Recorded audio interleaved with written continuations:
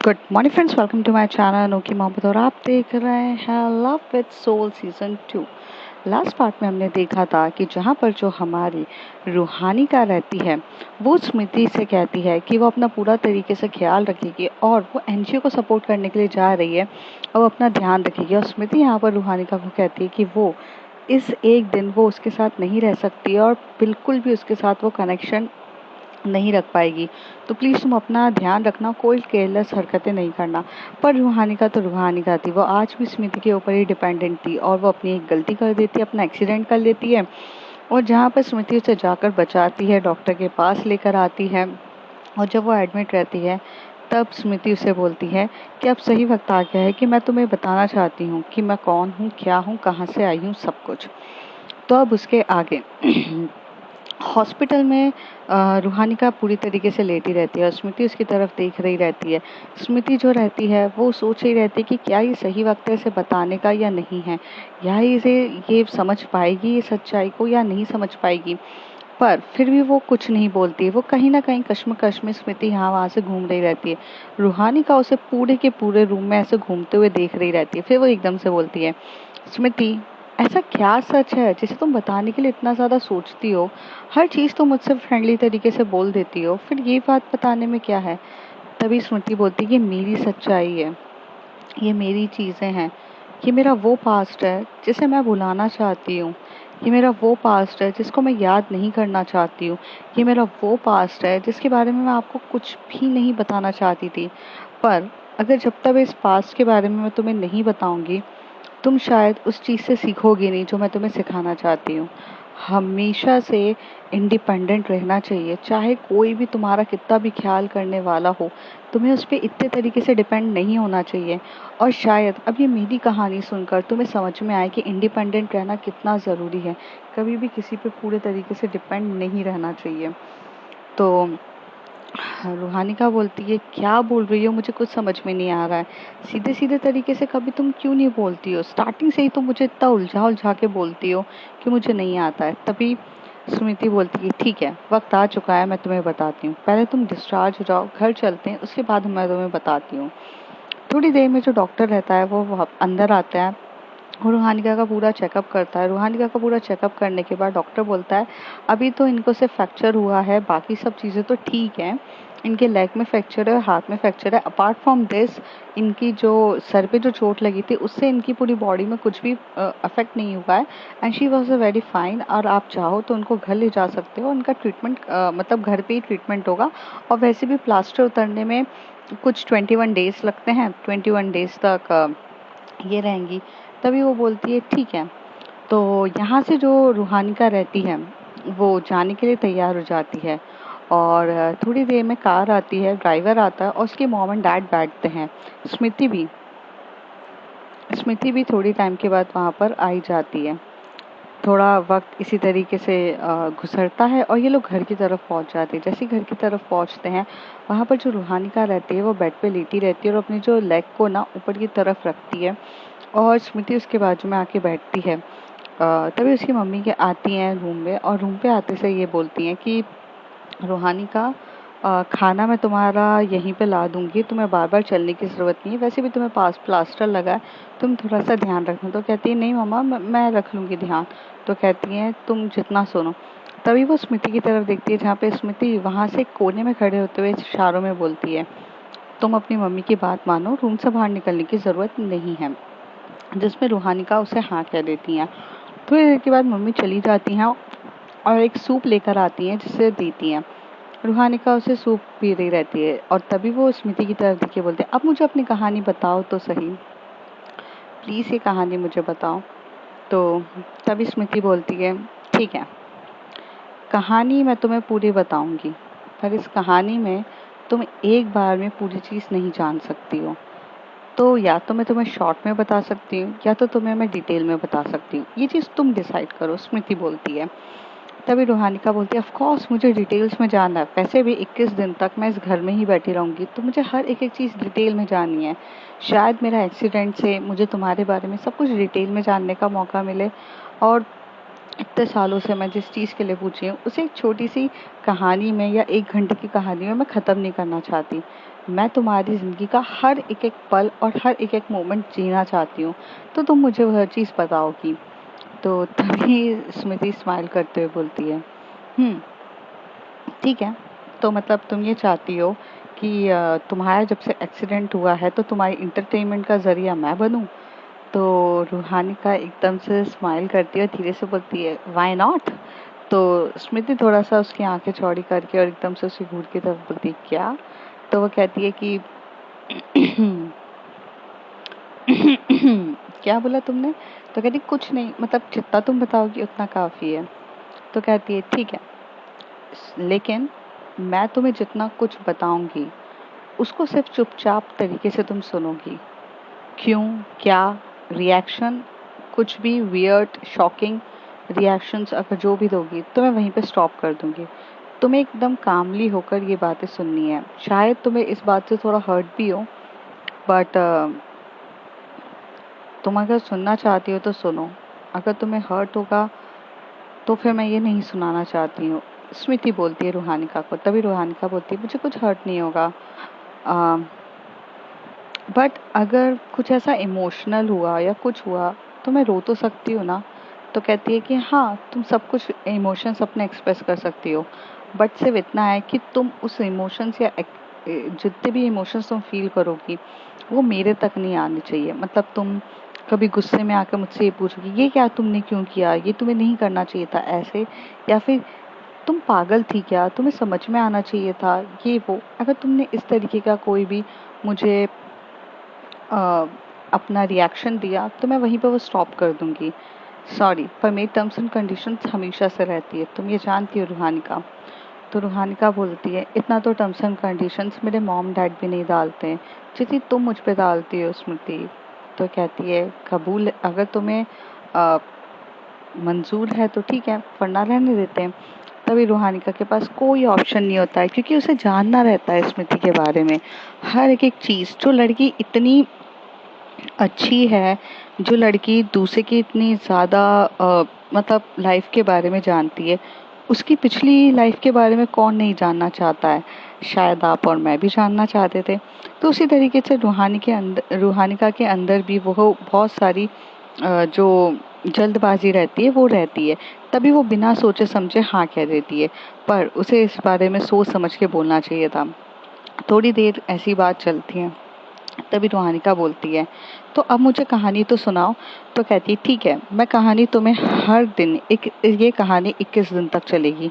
21 दिन तक तुम्हारे पूरे प्लास्टर है, तो ये कहानी 21 दिन पे चलेगी, और मैं हर कहानी में तुम्हें 21 दिन तक थोड़ा थोड़ा सा अपनी ज़िंदगी के बारे में पार्ट बताऊंगी, और वो तुम्हें सुनना पड़ेगा। ऐसा नहीं है कि मैं पूरे दिन भर तुम्हें इंटरटेन करती रहूं, क्योंकि शायद वो चीज़ें मेरे लिए भी याद करके तुम्हें बताना बहुत ज़्यादा हर्टफुल होगा, क्योंकि वो मेरी ज़िंदगी के कुछ इमोशंस हैं जो बहुत ज़्यादा अटैच है, जिसके बारे में मैं बताना नहीं चाहती हूँ। इसलिए कहानी का मज़ा तभी आता है जब वो धीरे धीरे तरीके से चले और अपने उस पीक पॉइंट पे जाए। तो 21 दिन में 21 कहानी ख़त्म होगी, और इस कहानी के बीच में मैं तुम्हें हर थोड़ा देर तक वो पार्ट, मैं तुम्हें अपनी ज़िंदगी के बारे में थोड़ा थोड़ा पार्ट बताती रहूँगी। तो तुम्हें मंजूर है? तो रूहानिका उसकी तरफ मायूस सी नज़रों के साथ ऐसे देख के बोलती है, ऑप्शन है मेरे पास? ठीक है, कबूल है। तो वो कहती है, ओके। थोड़ी देर के बाद जो रूहानिका रहती है, अब वो स्मृति की तरफ देख रही रहती है। स्मृति थोड़ी सी विंडो की तरफ बाहर देख के अपनी सांसें बहुत ज़ोरों से ले रही रहती है। तभी रूहानिका बोलती है, अब बताओ तो सही। तभी वो कहती है, ठीक है, कहानी कुछ यहाँ से शुरू होती है। देहरादून की रहने वाली हूँ मैं, और आज से कई सालों पहले की कहानी है। जब तुम्हारा जन्म भी नहीं हुआ था रूहानिका, उससे पहले की ये कहानी है। तुम्हारे जन्म होने के पहले ही मैं ये कहानी है। तो ये कहानी इतनी पुरानी है, जहाँ पर तब मोबाइल फ़ोन्स नहीं हुआ करते थे। ये कहानी तब की है जहाँ पर सिर्फ एक लैंडलाइन हुआ करता था, और देहरादून की जो हवाएं जिस तरीके से अभी चल रही हैं, उस समय इस देहरादून की हवाएं इस तरीके से नहीं चलती थी। आज की हवाओं में तो साजिश है, आज की हवाओं में तो किसी ना किसी को नीचा दिखाना या उसको बढ़ाने का है। पर उस समय जो हवाएं चलती थी, उस हवाओं में सिर्फ और सिर्फ प्यार था, एक प्रेम था। उस समय लोग, मतलब ही तो उस समय भी लोग रहते थे, बट उस समय प्यार भी उतना ही था। और ये कहानी उस समय की है जहाँ पर प्यार करना कभी कभार गुनाह भी बन जाता था। कुछ मोहब्बतें सिर्फ और सिर्फ एंडिंग के लिए ही होती है, जिसका हासिल इस तरीके से होता है कि हम कुछ बता भी नहीं सकते। तो ये कहानी मेरी है, स्मृति की कहानी है। और स्मृति की कहानी एक रात से शुरू होती है। उस रात बहुत तेज बारिश हो रही थी और वहाँ पर एक लेडी बहुत दूर रोते रोते जोर जोर से चिल्ला रही थी, कोई मेरी मदद करो, कोई मेरी मदद करो, मुझे मुझे ज़रूरत है। उस लेडी के पास बहुत सारे लोग इकट्ठा होते हैं और उसे बोलते हैं कि इसे डॉक्टर के पास लेके जाना पड़ेगा, क्योंकि डॉक्टर के पास लेके जाएंगे तभी इसकी डिलीवरी हो पाएगी। पर उस समय उस लेडी को डॉक्टर के पास ले जाना काफ़ी ज़्यादा मुश्किल था, क्योंकि बादल अपने जोरों से तेज़ी से गरज रहे थे और साथ ही साथ बारिश इतनी तेज़ हो चुकी थी। तभी वहाँ से एक लेडीज और एक जेंट्स दोनों भागते हुए आते हैं और कहते क्या हुआ क्या हुआ। और तभी वो लेडीज के गोद में एक लड़की रहती है, जो करीब 2 साल की उस लड़की रहती है। वो भी ऐसे चुपचाप शांति से होके वहाँ देख रही थी। तभी वो लेडीज कहती है, क्या कर रहे हो तुम सब लोग? तो कहते हैं, मालकिन हमें लेकर जाना पड़ेगा, मेरी बीबी बहुत ज़्यादा दर्द में है, उसको बच्चा होने वाला है, प्लीज़ मेरी मदद करिए, हमें जाना पड़ेगा। तभी वहाँ से वो जो मालिक रहते हैं वो कहते हैं, तुम पागल हो गए हो क्या? बारिश इतनी तेज हो रही है, अगर मैं तुम कार से भी लेकर जाओगे तो तुम हॉस्पिटल तक नहीं पहुँच सकोगे, क्योंकि ये देहरादून है, यहाँ लैंडस्लाइडिंग और पेड़ वेड़ कहीं पर भी गिर जाएंगे। इतनी तेज बारिश में रुको, ये मत करो। अच्छा सुनो तुम मेरी बात, यहाँ से आगे जाओ, यहाँ से गाड़ी ले जाओ, यहाँ से आगे जाओ, यहाँ पर एक दाई माँ रहती हैं, उस दाई माँ को बुलाओ फटाक से, वो दाई माँ आएगी और वो इस बच्चे की डिलीवरी करेगी, तभी होगा। तभी वहाँ से भागते हुए जो बंदा रहता है वो मालिक की बात सुनते हुए फटाफट जाता है और वहाँ से दाई माँ को लेकर आता है। दाई माँ काफ़ी बूढ़ी रहती है और दाई माँ के साथ उसी की बहू तक आती है। दाई माँ अपनी बहू को कहती है कि जल्दी से इसको ना एक क्या बोलते कवर करो, जल्दी से इसे एक कपड़ों से कवर करो। और वो कपड़ों से कवर करने के लिए रेडी हो जाते हैं। पूरे तरीके से उसको काफ़ी अच्छे से कवर करने के बाद वहीं पर वो लेडी जोर जोर से चीख चीख के रोते हुए एक बच्चे को डिलीवर करती है। और जैसे ही वो बच्चा डिलीवर होता है और उस डिलीवर होने के बाद जो उसकी तबीयत बहुत ज़्यादा नासुर हो जाती है, काफ़ी ज़्यादा उसकी तबीयत ख़राब होने लग जाती है और उसकी तबीयत इतनी ज़्यादा ख़राब हो चुकी रहती है। तभी तभी दाइमा कहती है, या अल्लाह, इसकी तो इतनी ज़्यादा तबीयत ख़राब हो गई है, इसका मतलब है कि ये शायद नहीं बच सकती है। तो तभी वो रोते हुए बोलती है, ऐसा मत कहो, इसको बचाओ। वहाँ पर वो मालिक की तरफ बोलता है, मालिक मालिक इनको बोलो ना, ये आपकी सुनती है, मेरी बीबी को बचा लो ना प्लीज़। लेकिन दाइमा कहती है कि बहुत ज़्यादा लेट हो चुके हैं, तुम्हें पहले ही लेकर आना था और मैं तुम्हारी बीबी को नहीं बचा पाऊंगी। और बच्चे डिलीवर होता है, बच्चा बहुत नॉर्मल तरीके से होता है और वो इतना नॉर्मल तरीके से डिलीवर होने के बाद जो वहाँ पर जो लेडीज रहती है उसकी तुरंत ही डेथ हो जाती है और वो बच्ची गोदी में आती है और गोदी में आने के बाद रो रही रहती है, रोती रहती है। तभी वहाँ पर जो वो आदमी रहता है वो एकदम से टूट सा जाता है अपनी बीवी को जाते हुए देखकर। और वो बच्चा वहाँ डिलीवर होने के बाद दाई माँ की गोद में रहता है। तभी वहाँ से वो जो लेडीज आती है, जो मालकिन रहती है, मालकिन जो रहती है वो उस बच्चे को अपनी गोदी में उठाती है और उससे बोलती है कि इसे दूध की ज़रूरत है। और क्योंकि 2 साल की उनकी भी बेटी रहती है, तभी वो क्या करती है, उसको लेके जाती है बच्चे को और वहाँ पर अपने एक रूम में जाके उसे वहाँ पर गोदी में मतलब लेकर उसे दूध पिलाने लग जाती है। वहाँ पर एक लड़की वहीं पे खड़ी हुई रहती है, जो एकदम छोटी सी 2 साल की बच्ची रहती है, इधर उधर देख रही रहती है और वो अपनी मम्मी को एकदम चिपक के बैठी रहती है। तभी उसकी मम्मी कहती है, तुम्हारी एक नई दोस्त आ चुकी है तुम्हारे साथ खेलने के लिए, ये देखो कितनी क्यूट सी है। तभी वो बच्ची मम्मी के लैप पे जाकर बैठती है और उनको उस लड़की को देखती है और कहती है कि इसका ख्याल तुम्हें रखना है, अब इसकी मम्मी नहीं रही है तो ये तुम्हारी जिम्मेदारी है। उस छोटी सी बच्ची को भला क्या पता था कि ये करना था। पर थोड़ी देर के बाद उसके जो पापा रहते हैं उस बच्ची के, मतलब वो जो आदमी रहता है, वो काफ़ी ज़्यादा रोने लग जाता है। और उस रात को एक तरफ खुशी थी तो एक तरफ गम था। एक तरफ खुशी थी कि उसको एक अच्छी बेटी पैदा हुई है, और एक तरफ से गम था कि उसने अपनी बीवी को खो दिया है। वो काफ़ी ज़्यादा रोता है। तभी वहाँ पर वो जो मालकिन एक हाथ में अपनी दूसरी बेटी को लेकर, हाथ पकड़ते हुए लेकर आती है, और गोदी में उसकी बेटी को पकड़ी रहती है, और कहती है कि सुनैना की चाहे मृत्यु हो गई हो, क्या फर्क पड़ता है। सुनैना की मृत्यु हो गई है तो इसका मतलब ये नहीं है कि ये बच्ची हमारी बच्ची नहीं है। इसे माँ का प्यार मैं दूंगी, इसे माँ का फर्ज मैं अदा करूंगी। तुम इस फिक्र में मत रहो कि तुम्हारी बेटी अनाथ हो गई है, इसका ध्यान मैं रखूंगी। और इसे हिलते हुए वो अपने पति की तरफ देख के बोलती है कि उसे समझाओ। तो जो उसके पति रहते हैं, जो उस लेडी के मालिक के, जिनका नाम रहता है सूरज। सूरज उन्हें समझाओ। जो सूरज रहते हैं वो जाते हैं और जाकर उस ड्राइवर को बोलते हैं कि तुम समझ जाओ, ये कोई नहीं है, हम हैं ना तुम्हारे साथ। पर वो काफ़ी ज़्यादा रो रहा था क्योंकि वो इंसान अपनी बेटी अपनी जो वाइफ से बहुत ज़्यादा प्यार करता था। वो पूरी रात ऐसे रोता रहता है, रोता रहता है। फिर जब सुबह का समय होता है तो उसकी जो लेडीज रहती है, जिसने जन्म दिया रहता है, उसका अंतिम संस्कार किया जाता है। और वो अंतिम संस्कार करने की होती है। वो बच्ची जो गोद में रहती है वो रो रही रहती है। और थोड़ी देर में जो आंटी रहती हैं, जो लेडीज रहती हैं, जो मालकिन रहती हैं, वो वहाँ से बाहर की तरफ निकलती हैं और वो अंतिम संस्कार में जा रही रहती है। तो उस समय बच्ची जो रहती है उसको एक मेड के हवाले रखा जाता है।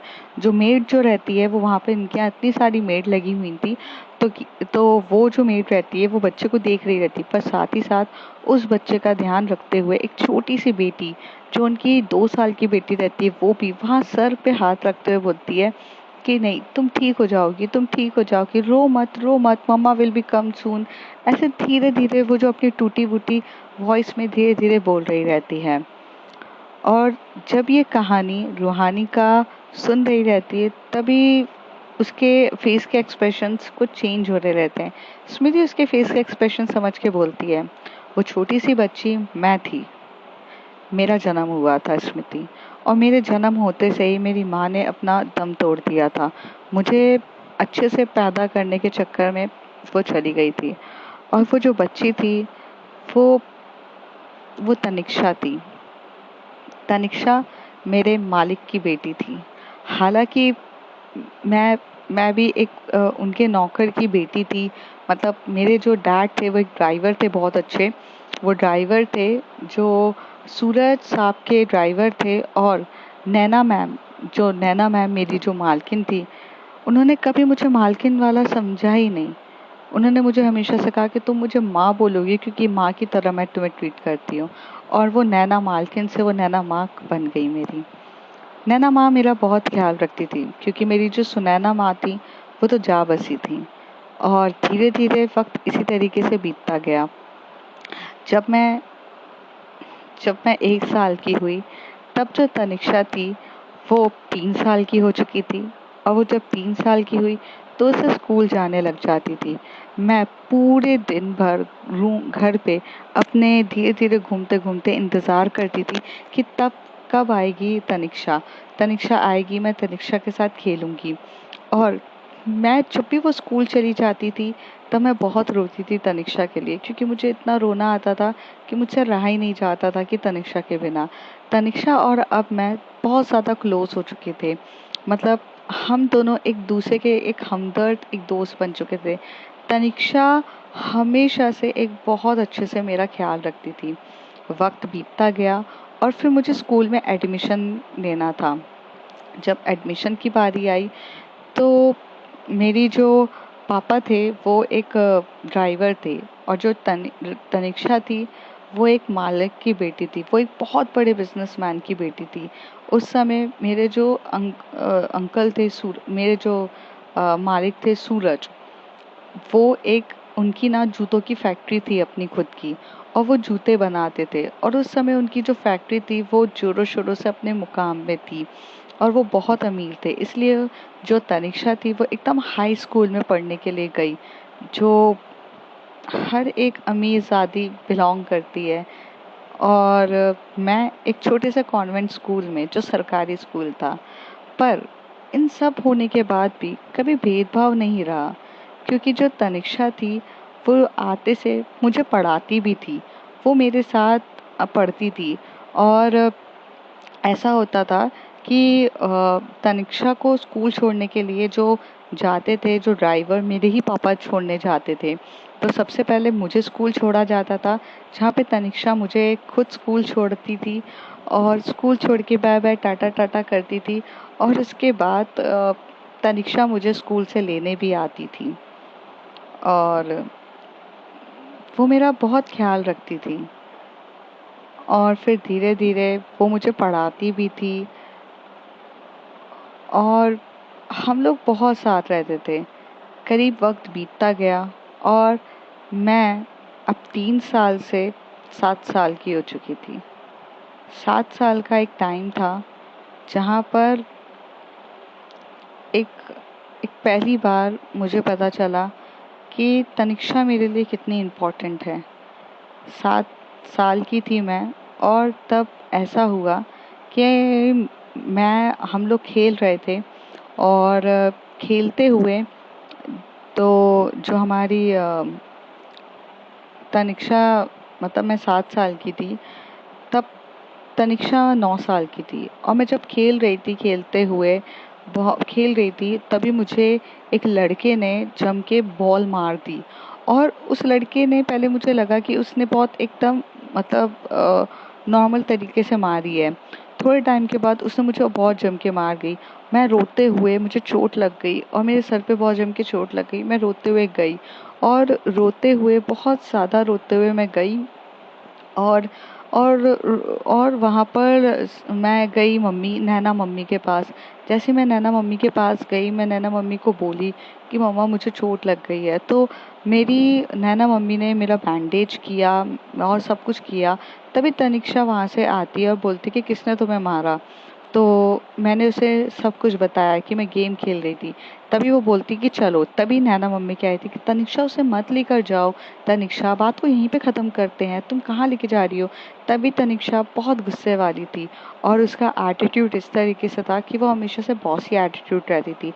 उसे उसकी चीज़ें हमेशा से 100% चाहिए रहती थी। अगर उसकी चीज़ों को कोई हाथ लगाए या कुछ करे, वो बहुत गुस्सा हो जाती थी। तभी वो एकदम से टर्न होकर अपनी मम्मी की तरफ बोलती है, मम्मा मैं देख लूँगी, आप शांत रहो। ऐसे लेके वो मेरा हाथ पकड़ के मुझे लेकर चली गई वहाँ पर। फिर वहीं पर वो लोग फुटबॉल खेल रहे थे, और फुटबॉल खेलते हुए वो लड़के की एक आदत थी कि वो सबको ऐसे ही मार रहा रहता है। और मुझे अभी भी याद है कि वो बहुत ज़ोर से बॉल मार रहा था। तनिष्का की तरफ मैंने हाथ पकड़ते हुए कहा कि नहीं तनिष्का, प्लीज़ मत जाओ, मत जाओ। तो वो कहती है कि रुको स्मृति, मैं सब करती हूँ। और वो वहाँ से भागते हुए आगे गई और कहती है खेलना है तो मेरे साथ भी गेम खेलो। तो कहता है क्यों नहीं। और ऐसे करके वो बॉल मार रहा था, लेकिन तनिष्का उस समय हर चीज़ के एक्सपर्ट थी। उस दिन तनिष्का ने उस बॉल से लेकर उसी को इतनी जम के मारा कि उसके सर पे जम के उसने बॉल मारी और वो गिर गया। वो जिस तरीके से लोगों को मार रहा था, उसी तरीके से तनिष्का ने उसके जम के बॉल मारी, और वो काफ़ी घायल तरीके से गिर गया और रोने लगा। जैसे वो उठा, वो एकदम से भागते हुए तनिष्का को मारने के लिए आया। और उस दिन मैं खड़े होकर इतनी जम के मैंने उस लड़के को धक्का दिया, और उसके ऊपर बैठ के मैंने उसको बहुत जम जम के मारा। तनिष्का मुझे पकड़ी जा रही थी। तनिष्का बोल रही थी कि स्मृति छोड़ दो उसे, छोड़ दो। पर उस समय मैंने उसे बिल्कुल भी नहीं छोड़ा। उस दिन मुझे समझ में आया कि मुझे क्या हुआ था, मुझे नहीं पता। तभी तनिष्का मुझे पकड़ती है और लेके जाती है, और कहती है क्या हो गया था तुम्हें, जब वो तुम मार खाकर आई तब तो तुमने उसे मारा नहीं, अब मारने की क्या ज़रूरत थी। तभी मैं स्मृति की त- मैं तनिष्का की तरफ देखते हुए कहती हूँ, वो मुझे मारे चल जाएगा, बट कोई आपको हाथ लगाए ये बात मुझे बिल्कुल भी पसंद नहीं है। मेरे लिए आप बहुत इम्पोर्टेंट हो। तभी तनिष्का कहती है, हाँ हूँ इम्पोर्टेंट, मुझे पता है तुम मुझे हमेशा से बहुत प्यार करती हो, बट इसका मतलब ये थोड़ी ना है कि तुम लड़ाई करोगी।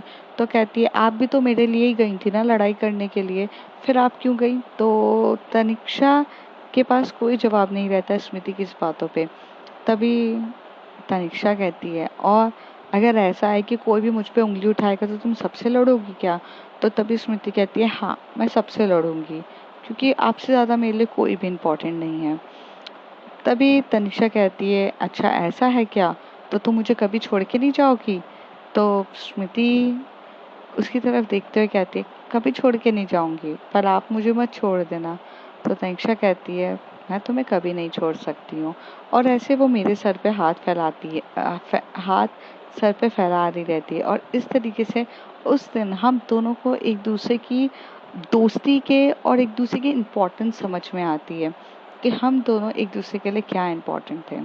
तो अब फ्रेंड्स आगे जानते हैं क्या होता है। तब तक के लिए bye bye, take care. If you like my story, like share and subscribe.